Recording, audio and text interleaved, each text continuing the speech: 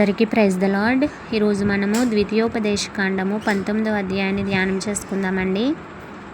నీ దేవుడైన యెహోవా ఎవరి దేశమును నీకిచ్చుచున్నాడో ఆ జనులను నీ దేవుడైన యెహోవా నాశనము చేసిన తరువాత నీవు వారి దేశమును స్వాధీనపరచుకొని వారి పట్టణములలోను వారి ఇండ్లలోనూ నివసించున్నప్పుడు నీవు స్వాధీనపరచుకొనున్నట్లు నీ దేవుడైన యెహోవా నీకిచ్చుచున్న దేశములో 3 పురములను వేరుపరచవలెను. ప్రతి నరహంతకుడు పారిపోవునట్లుగా నీవు త్రోవను ఏర్పరచుకొని నీవు స్వాధీనపరచుకొనున్నట్లు నీ దేవుడైన యెహోవా నీకిచ్చుచున్న దేశం యొక్క సరిహద్దులలోగా ఉన్న పురములను 3 భాగములు చేయవలెను.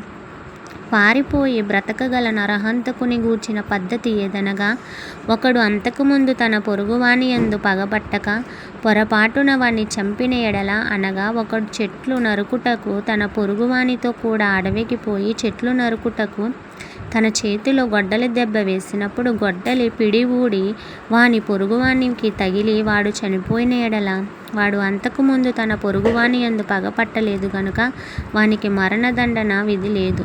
అయితే హత్య విషయములో ప్రతి హత్య చేయువాని మనస్సు కోపముతో మండుచుండగా మార్గము దూరమైనందున వాడు నరహంతకుని తరిమి వాని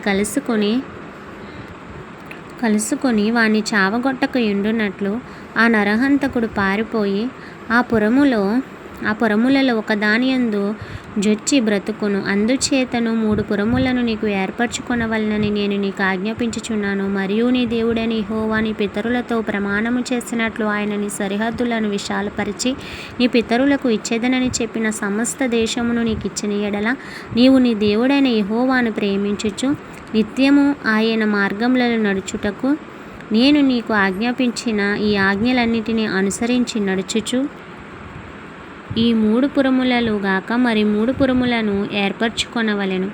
ప్రాణము తీసిన దోషము నీ మీద మోపబడకుండానట్లు నీ దేవుడైన యెహోవా నీకు స్వాస్యముగా ఇచ్చుచున్న నీ దేశమును నిర్దోషి యొక్క ప్రాణము తీయకుండవలెను. ఒకడు తన పొరుగువాని యందు పగబట్టి వాని కొరకు పొంచియుండి వాని మీద వాడు చచ్చునట్లు కొట్టి ఆ పురములలో ఒకదానిలో పారిపోయిన ఎడల వాని ఊరి పెద్దలు మనుష్యులను పంపి అక్కడ నుండి వానిని రప్పించి వానిని చంపుటకై హత్య విషయములో ప్రతిహత్య చేయు వాని చేతికి వానిని అప్పగింపవలెను. వాని కటాక్షింపకూడదు. నీకు మేలు కలుగునట్లు ఇశ్రాయేలీయుల మధ్య నుండి నిర్దోషి ప్రాణ విషయమైన దోషమును పరిహరింపవలెను.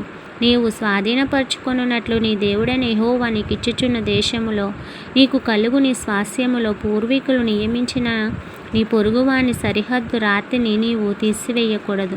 ఒకడు చేయు సమస్త పాపములలో ఏ అపరాధమును గూర్చియే గాని ఏ పాపమును గూర్చియే గాని ఒక సాక్షి యొక్క సాక్ష్యమును అంగీకరింపకూడదు. 2 సాక్షుల మాట మీదనైనను 3 సాక్షుల మాట మీదనైనను ప్రతి సంగతి స్థిరపరచబడును. అన్యాయపు సాక్ష్యం ఒకని మీద చెప్పుటకు ఒకడు నిలువబడి నేరము మోపుటకై అబద్ధమాడిన ఎడల ఆ వివాదము గల 2 మనుషులు యెహోవా సన్నిధిని, అనగా ఆ కాలములోనున్న యాజకుల ఎదుటను న్యాయాధిపతుల ఎదుటను నిలువవలెను. ఆ న్యాయాధిపతులు బాగుగా విమర్శించిన తరువాత వాని సాక్ష్యం అబద్ధ సాక్ష్యమే, తన సహోదరుని మీద వాడు అబద్ధ సాక్ష్యము చెప్పిన సంగతి వెల్లడి అయిన ఎడల వాడు తన సహోదరునికి తలంచినట్లే వానికి చెయ్యవలెను. అట్లు మీ మధ్య నుండి ఆ చెడుతనమును పరిహరించుదురు. మిగిలిన వారు విని భయపడి ఆ దేశమును అట్టి దుష్కార్యము ఇకను చేయకుందురు. నీవు ఎవని కటాక్షింపకూడదు. ప్రాణమునకు ప్రాణము, కంటికి కన్ను, పంటికి పళ్ళు, చేతికి చెయ్యి, కాలికి కాలు మీకు విధి. ఇంతటితో పరిశుద్ధ వాక్యం. దేవుడు దీవించునుగాక. ఆమేన్.